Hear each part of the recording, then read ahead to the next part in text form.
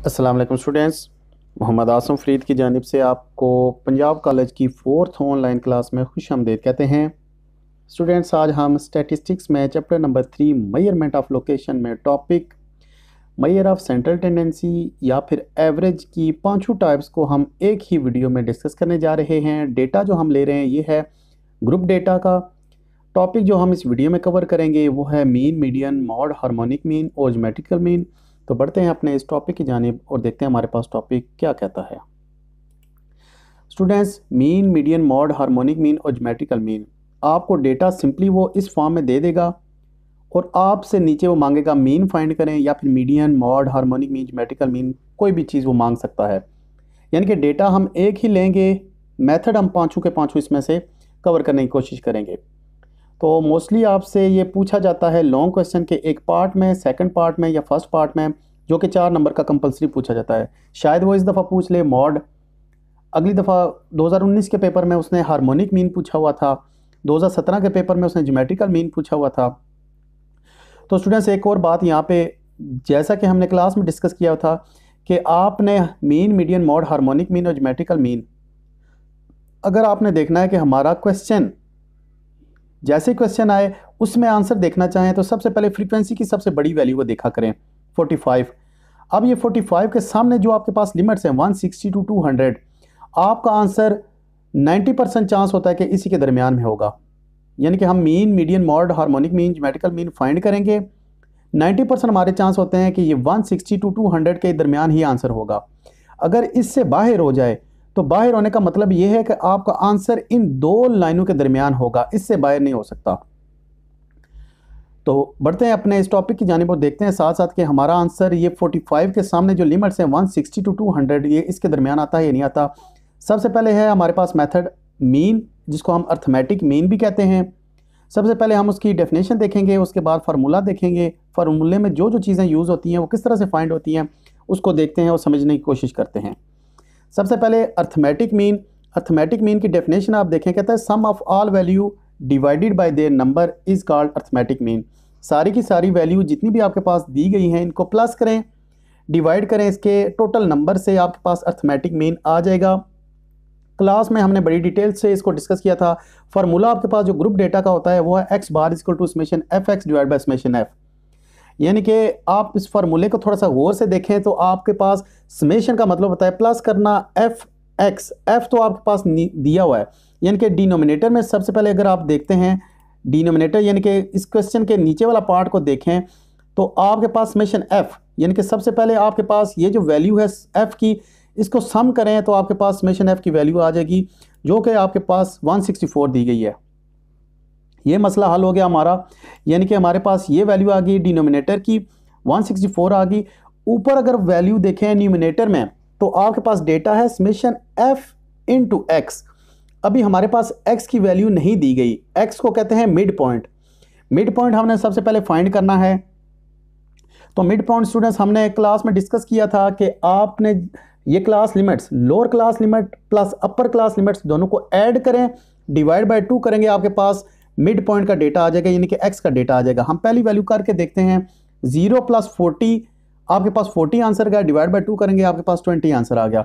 दूसरी value plus करें, 40 plus 80 आपके पास 120 आंसर आएगा, 120 डिवाइड बाय 2 करें तो 60 आंसर आ जाएगा। मोस्टली स्टूडेंट्स यहाँ पे गलती करते हैं, कैलकुलेटर लेते हैं, उसमें 40 प्लस 80 डिवाइड बाय 2 उधर ही कर लेते हैं, यानी कि प्लस और डिवाइड इकट्ठे करते हैं, आंसर कुछ और आ जाता है। कॉमन सेंस की बात है कि जब आप 40 प्लस 80 करें तो आपको कैलकुलेटर की ज़रूरत ही नहीं है, डिवाइड बाय 2 करेंगे तो 60 आंसर आ जाएगा। यहाँ से यानी कि देखें 80 प्लस 120, आपके पास आंसर आना चाहिए 200, 200 डिवाइड बाय 2 करें आपके पास आंसर आएगा 100।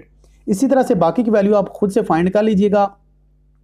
दोबारा से क्वेश्चन पे जाएं, कहता है समेशन एफ एक्स, यानी कि हमने एक और कॉलम कंस्ट्रक्ट करना है जिसमें एफ यानी कि फ्रीक्वेंसी की हर वैल्यू को एक्स मतलब मिड पॉइंट के साथ मल्टीप्लाई करना है। ये इन दो कॉलमों को आप मल्टीप्लाई करेंगे तो आपके पास एफ एक्स का डेटा आ जाएगा। यानी कि करके देख लेते हैं। नाम हम रखते हैं कॉलम का एफ एक्स। 20 को 6 से मल्टीप्लाई करें 120, 15 को 60 से मल्टीप्लाई करें 900, 22 को 100 से मल्टीप्लाई करेंगे 2200। इसी तरह से आप बाकी की वैल्यूज़ को मल्टीप्लाई करके एंड पे ऐड भी कर सकते हैं। अभी आप दोबारा से क्वेश्चन पे जाएं, एक तो आपको fx का डेटा चाहिए था जो कि हमने फाइंड कर लिया 24,640। दूसरा हमें वैल्यू चाहिए थी समेशन f की जो कि हमारे पास है 164। आप फार्मूले में वैल्यू पुट करें, समेशन fx की जगह आपने 24,640 पुट कर दिया, समेशन f की जगह आपने 164 पुट कर दिया। आपके पास आंसर जो आया है डिवाइड करने के बाद 162.44। चेक करने के लिए आंसर ठीक है या गलत है, दोबारा से क्वेश्चन पे जाएं।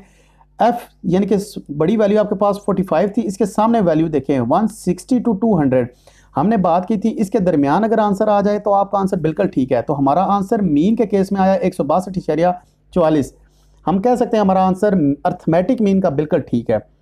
दूसरा मेथड हम स्टार्ट करते हैं जिसको हम कहते हैं मीडियन। मीडियन इन ग्रुप डेटा कहता है मीडियन इज मिड या फिर centre value of arrange data. आपके डेटा की जो दरमियानी वैल्यू है उसको आप मीडियन कहते हैं। फार्मूला है आपके पास L + H/F n/2 - C। तो इस मीडियन के लिए हम जो ये C है इसके लिए एक और नया कॉलम कंस्ट्रक्ट करेंगे जिसको हम CF का नाम देंगे। यानी कि हम एक और कॉलम कंस्ट्रक्ट कर लेते हैं, बना लेते हैं, जिसको नाम देते हैं CF का। हमने डिटेल से डिस्कस किया था कि CF क्या कहते हैं। CF मतलब क्यूमुलेटिव फ्रीक्वेंसी होती है। फ्रीक्वेंसी की हर वैल्यू में नेक्स्ट वैल्यू को ऐड करते जाएं तो CF बनता जाएगा। पहली वैल्यू आपके पास 6 प्लस ये 15 करें, आपके पास वैल्यू आ जाएगी 21 प्लस ये 22 करें, आपके पास वैल्यू 43 प्लस 30 करें 73 प्लस 45 करें 118 प्लस 27 करें, आपके पास वैल्यू 145 प्लस आप वैल्यू करें 13 158 में 6 ऐड करें 164। CF का लास्ट वैल्यू और आपकी फ्रीक्वेंसी की लास्ट वैल्यू आपके पास बराबर होनी चाहिए। अभी आप फार्मूले पे दोबारा से जाएं तो आप देखेंगे आगाज़ आप करेंगे सबसे पहले n/2। n है आपके पास 160 डिवाइड बाई 2 करेंगे 164 डिवाइड बाई 2 करेंगे, आपके पास वैल्यू आ जाएगी 82।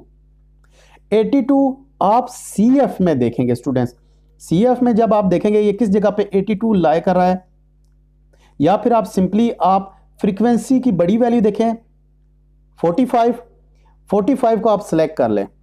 45 आपका ये हो गया। इसमें से ये जो आपके पास क्लास लिमिट्स है ये वाली, ये जो 160 होगी ये L मतलब लोअर लिमिट, यानी कि ये लोअर लिमिट 160, ये जो F हो गया बड़ी वैल्यू 45, ये आपके पास F का डेटा हो गया। इन दोनों का गैप देखें 200 माइनस 160 ये 40 आ जाएगा। ये आपके पास H का डेटा हो जाएगा n/2 आपने फाइंड कर लिया था अभी 82 वैल्यू आई थी।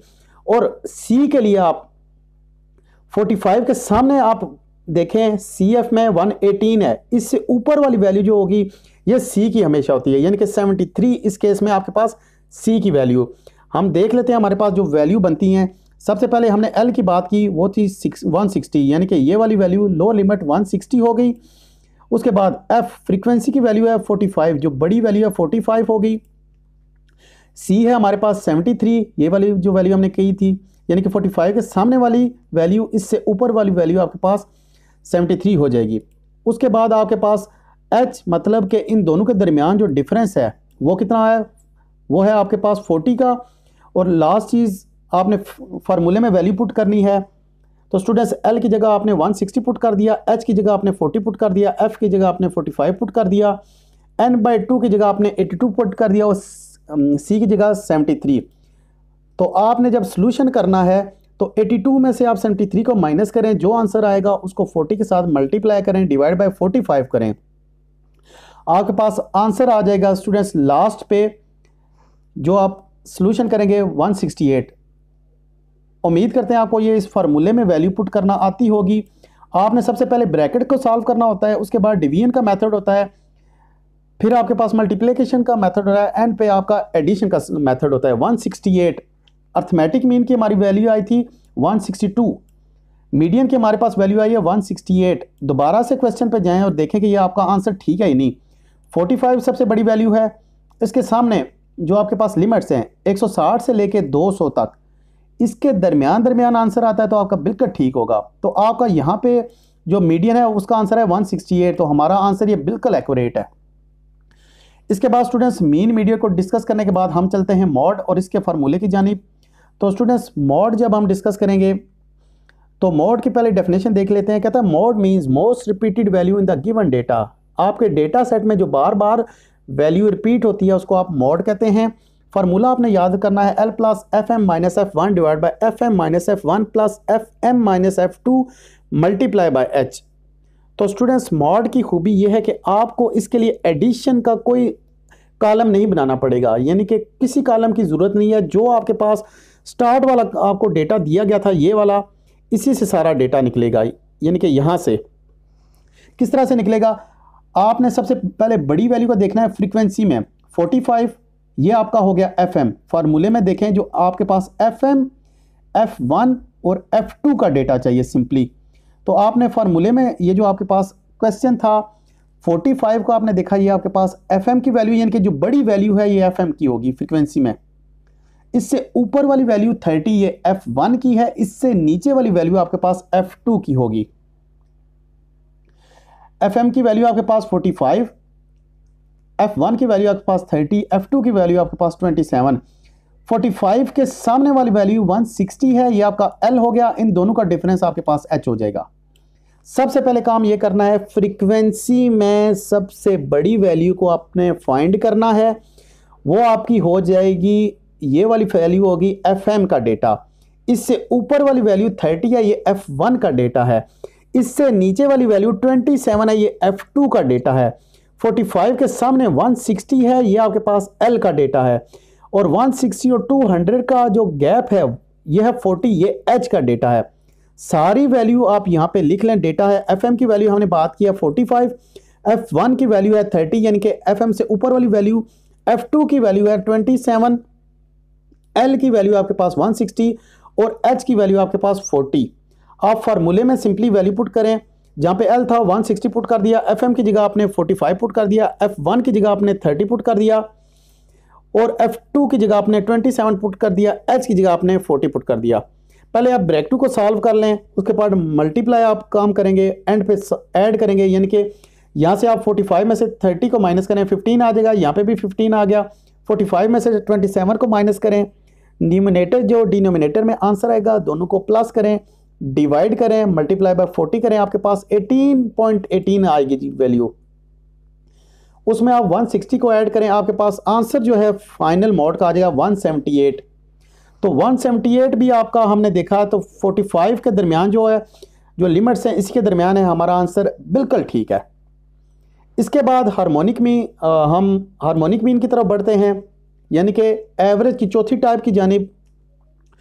उसकी डेफिनेशन है, कहता है harmonic mean of N values y1 y2 up to yn is defined as reciprocal of arithmetic mean of the reciprocal of the values. कहता है कि हार्मोनिक मीन आपके पास अर्थमेटिक मीन जो फाइंड किया था उसका आप रेसिप्रोकल ले लें, यानी कि न्यूमिनेटर को कन्वर्ट कर दें डिनोमिनेटर में और डिनोमिनेटर को कन्वर्ट कर दें न्यूमिनेटर में, और उसके बाद जो आपके पास वैल्यूज़ हैं उसको भी आप उसका रेसिप्रोकल ले लें, यानी कि उनको भी आप डिवाइड कर दें। करके देखते हैं कि हमारे पास क्या बनता है। यानी कि हम एक और कॉलम बना लेते हैं जिसको हम f डिवाइड बाई एक्स करेंगे, यानी कि f डिवाइड बाई एक्स हमारे पास किस तरह से आया। हमारे पास जो फार्मूला है हार्मोनिक मीन का, समेशन f, ये तो वैल्यू हमने फाइंड की हुई थी समेशन f, ये हमारे पास वैल्यू समेशन f की वैल्यू यहाँ से आप देख सकते हैं 164।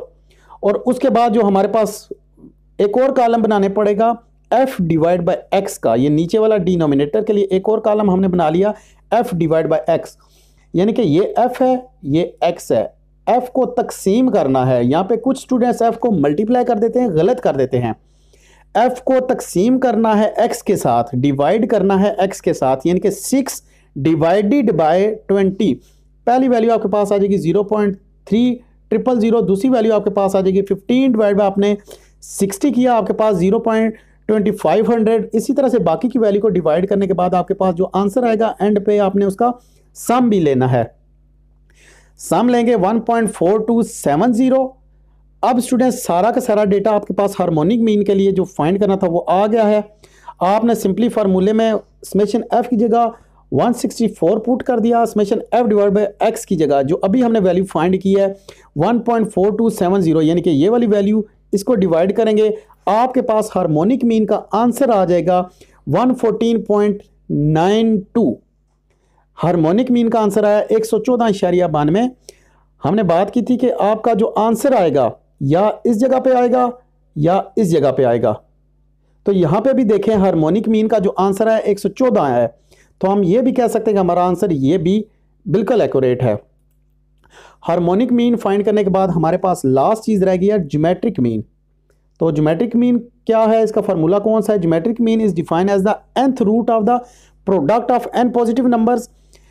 कहता है कि हमारे पास n पॉजिटिव नंबर्स हैं, लाइक अगर हम बात करें कि हमारे पास 10 नंबर्स हैं, उन सबको मल्टीप्लाई करें और उसका अंडर रूट ले लें, तो वो हमारे पास होगी ज्योमेट्रिक मीन। और ये यूज़ होता है हमारे हमेशा, आप ग्रोथ रेट, किसी चीज़ का ग्रोथ रेट फाइंड करें या फिर कंपाउंडेड एनुअली ग्रोथ अगर फाइंड करना चाहें तो आप ज्योमेट्रिक मीन को यूज़ करते हैं।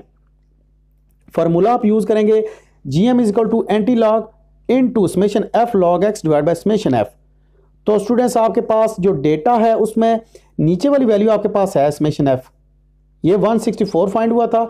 ऊपर अगर आप न्यूमिनेटर में देखें, यानी कि कहता है कि लॉग एक्स फाइंड करें, उसके बाद जो आंसर आएगा उसको आप मल्टीप्लाई करें एफ के साथ, यानी कि ये वैल्यू जो है आपके पास, ये एक्स की वैल्यू का हमने हर वैल्यू का लॉग लेना है, जो आंसर आएगा उसको हम मल्टीप्लाई करेंगे एफ के साथ। यानी कि एक और कॉलम हम आखिरी कॉलम बना लेते हैं जिसका नाम हमने रख लिया एफ लॉग एक्स।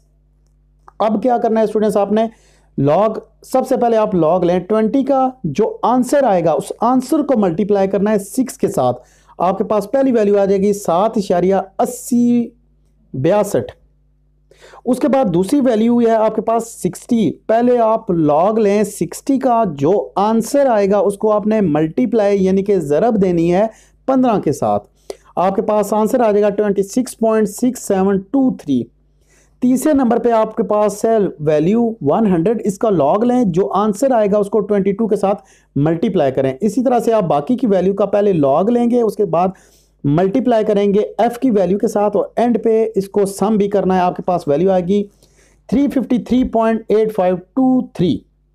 अब स्टूडेंट्स इस वैल्यू को आप पुट कर दें फार्मूले में, समेशन एफ लॉग एक्स की जगह आपने पुट कर दिया 353.85233 और समेशन एफ की जगह आपने पुट कर दिया 164, यानी कि ये 164 समेशन एफ फ्रीक्वेंसी की वैल्यू को जमा किया। तो आप डिवाइड करेंगे इसको, तो आपके पास वैल्यू आ जाएगी 12.1576 और इसका जब आप एंटी लॉग लेंगे आपके पास वैल्यू आ जाएगी 143.76 143.76। दोबारा से इसको आप प्रूव करने के लिए जवाब ठीक है या गलत है।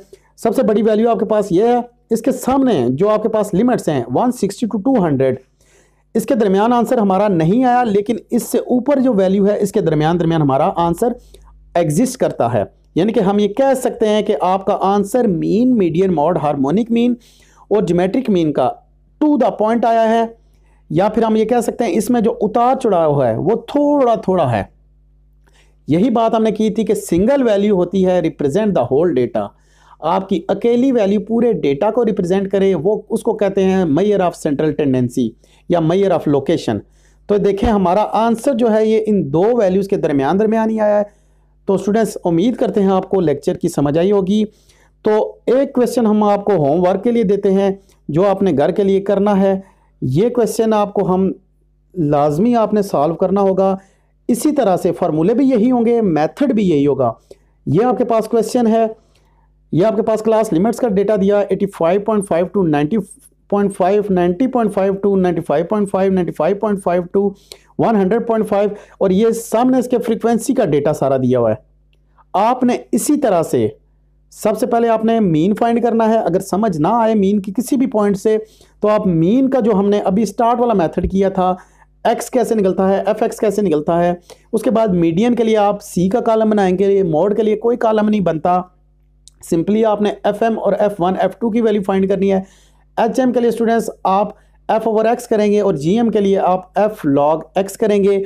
अगर बात समझ ना आई तो आपने ये जो वीडियो हमने बनाई है डिटेल से मीन कैसे फाइंड करना है वैसे कि वैसे आपने यहाँ पे वो मेथड अप्लाई करना है, और यही आपकी असाइनमेंट है, यही आपका होमवर्क है।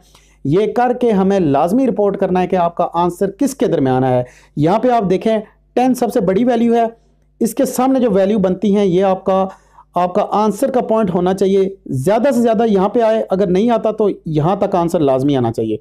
उम्मीद करते हैं आपको लेक्चर की समझ आई होगी।